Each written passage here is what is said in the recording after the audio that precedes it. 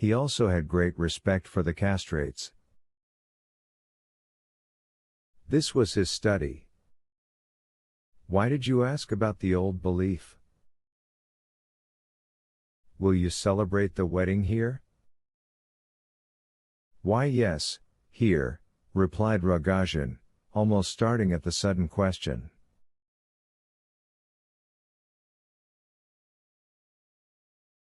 Soon? You know yourself it doesn't depend on me. Perfion, I'm not your enemy and have no intention of hindering you in anything.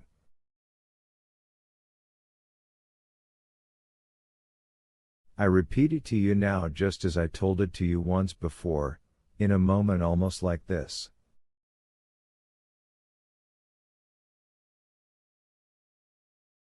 When your wedding was underway in Moscow, I didn't hinder you, you know that.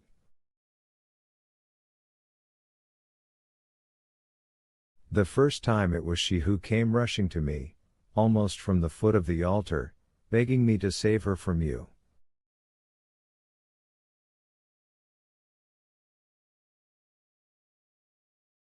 I'm repeating her own words. Then she ran away from me, too, and you found her again and led her to the altar, and now they say she ran away from you again and came here.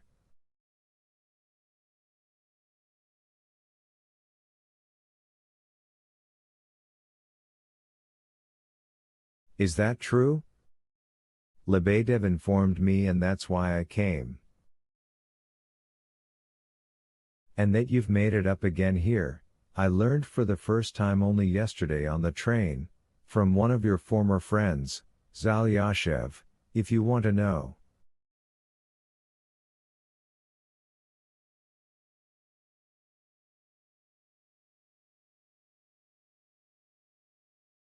I had a purpose in coming here, I wanted finally to persuade her to go abroad, to restore her health, she's very upset in body and in soul, in her head especially, and, in my opinion, she has great need to be cared for.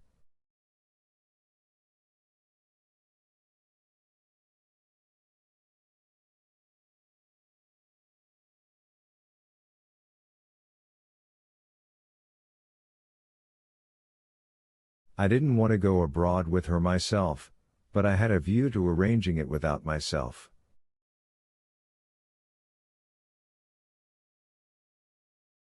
I'm telling you the real truth. If it's completely true that things have been made up again between you, I won't even allow her a glimpse of me, and I'll never come to see you either.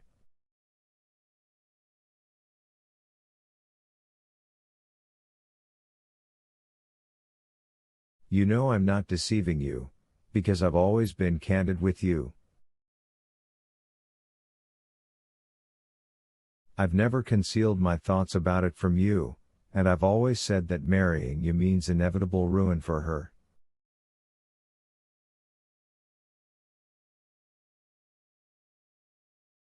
It also means ruin for you, perhaps even more than for her. If you parted again, I would be very glad, but I have no intention of intruding or interfering with you.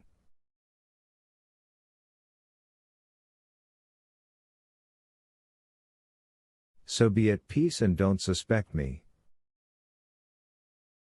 And you know for yourself whether I was ever your real rival, even when she ran away from you to me.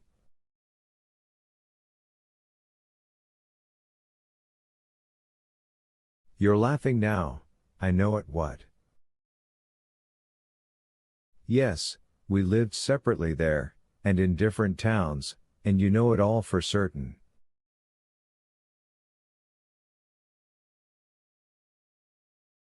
I explained to you before that I love her not with love, but with pity.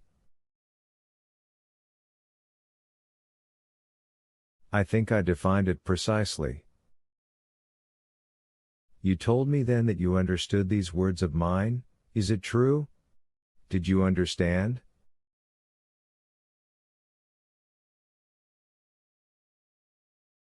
See how hatefully you look at me. I've come to bring you peace, because you, too, are dear to me. I love you very much, Perfione. And now I'll go and never come again. Farewell. The prince stood up. Stay with me a little, Perfione said quietly, without getting up from his place and leaning his head on his right hand. I haven't seen you for a long time.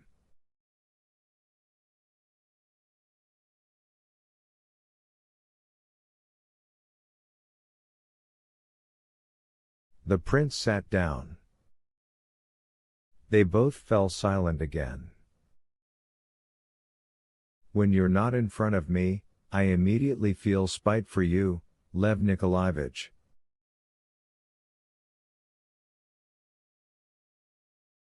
In these 3 months that I haven't seen you, I've felt spiteful towards you every minute, by God.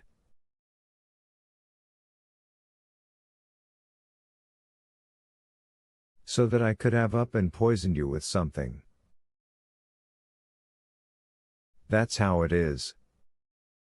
Now you haven't sat with me a quarter of an hour, and all my spite is gone, and I love you again like before.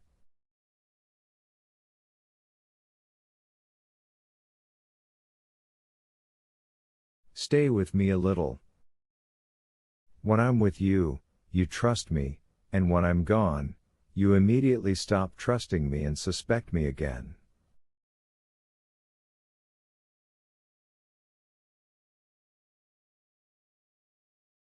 You're like your father, the prince said with a friendly smile, trying to conceal his emotion.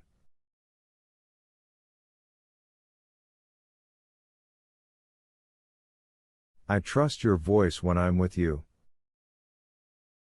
I know we'll never be equals, you and me. Why did you add that? And now you're irritated again, said the prince, marveling at Rogojin.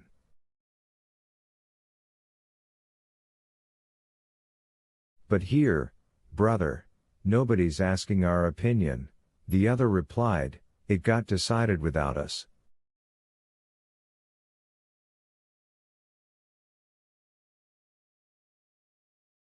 And we love differently, too, I mean there's difference in everything, he went on quietly, after a pause.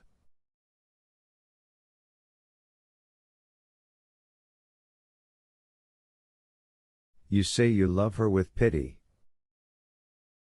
I've got no such pity for her in me. And she hates me more than anything. I dream about her every night now, that she's laughing at me with another man.